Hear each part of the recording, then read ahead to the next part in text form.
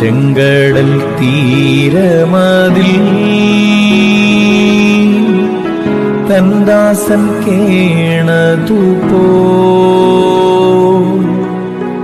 ചങ്കിനു നേരെ വരും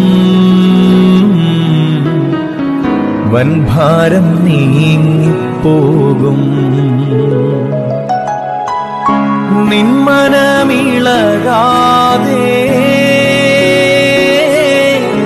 നിന്മനം പതറാതെ നിന്നോടു കൂടെ എന്നും ഞാനുണ്ട് അന്ത്യം വരെ. ദൈവവചന ചിന്തകൾ കേൾക്കുന്ന എല്ലാ മാന്യ ശ്രോതാക്കൾക്കും ക്രിസ്തീയ വന്ദനം. സദൃശവാക്യങ്ങളുടെ പുസ്തകം 3-ാം അധ്യായം 26-ാമത് വാക്യം.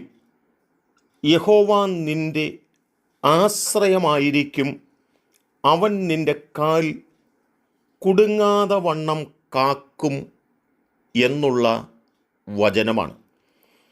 ദൈവത്തിൽ ആശ്രയം വയ്ക്കുകയും ദൈവ വഴികളിലൂടെ യാത്ര ചെയ്യുകയും ചെയ്യുന്ന ഒരു മനുഷ്യൻ്റെ കാൽ കെണികൾക്കകത്തു കുടുങ്ങാതെ വണ്ണം, ശത്രുക്കളുടെ കൈക്കകത്ത് അവർ അകപ്പെട്ടിട്ട് അമർന്നു പോകാതിരിക്കത്തക്കവണ്ണം ദൈവം അവരെ കാക്കുമെന്ന് ഓർമ്മപ്പെടുത്തുക തന്നെയാണ്.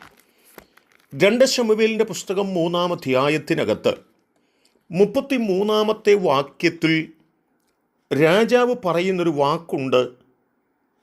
അബ്നേറിനെക്കുറിച്ച് ഒരു വിലാപഗീതം ചൊല്ലിയത്, അബ്നേർ നീയൊരു നീചനെ പോലെ മരിക്കേണ്ടതെന്ത് എന്ന ചോദ്യമാണ്.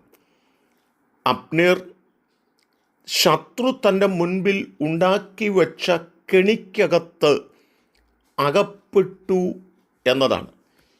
27-ാമത്തെ വാക്യം പറയുമ്പോൾ, ഹെബ്രോനിലേക്ക് വന്നിരിക്കുന്ന അബ്നേറിനോട് ഒരു സുകാര്യം പറയുവാൻ വേണ്ടി അവിടേക്ക് വന്നതായി യോബാബ് അവൻ്റെ തന്ത്രം തിരിച്ചറിയാതെ തൻ്റെ വാക്കുകൾ കേൾക്കേണ്ടതിന് തന്നോട് കൂടെ ഹെബ്രോന് പുറത്തേക്ക് പോവുകയും താൻ കൊല്ലപ്പെടുകയും ചെയ്തു എന്ന് വായിക്കുമ്പോൾ ഇവിടെ ഗ്രഹിക്കേണ്ടത്, യോബാബ് ഒരുക്കിയ കെണിക്കകത്ത് അബ്നേർ കുടുങ്ങിപ്പോകുവാൻ കാരണം ദൈവത്തിൻ്റെ നിയമം ലംഘിച്ചുകൊണ്ട് ഹെബ്രോനിൽ നിന്ന് പുറത്തു പോയതാണ് എന്നുള്ളതാണ്. എന്നാൽ 1 ശമൂവേലിൻ്റെ പുസ്തകം 21-ാം അധ്യായം 24-ാം വാക്യത്തിനകത്ത് ഇങ്ങനെ ദാവീദ് വയലിൽ ഒളിച്ചു എന്നോർമ്മപ്പെടുത്തുമ്പോൾ, ഇസ്രായേലിൻ്റെ രാജാവായ ശൗൽ ഏതു വിധേനയും ദാവീദിനെ കുടുക്കുവാൻ കെണികൾ ഒരുക്കി കാത്തിരിക്കുകയും ആ കെണികൾക്കകത്ത്, ആ തന്ത്രങ്ങൾക്കകത്ത് ദാവീദ് അകപ്പെടാതെ തനിക്ക് രക്ഷപ്പെടുവാൻ കഴിഞ്ഞു എന്ന് നാം വായിക്കുമ്പോൾ, ദാവീദ് ദൈവത്തിൽ പൂർണ്ണമായി ആശ്രയിപ്പാനും ദൈവം മുഖത്തേക്ക് നോക്കിക്കൊണ്ട് തൻ്റെ ജീവിതം മുൻപോട്ട് കഴിപ്പാനും ഇടയായിത്തീരുക കൊണ്ട് യഹോവയായ ദൈവം ദാവീദിനെ ശൗലിൻ്റെ കെണിക്കകത്തകപ്പെടാതെ വണ്ണം സൂക്ഷിപ്പാനിടയായിത്തീർന്നു എന്ന് ആ വാക്യം നമ്മെ ഓർപ്പിക്കുക കൂടെയാണ്.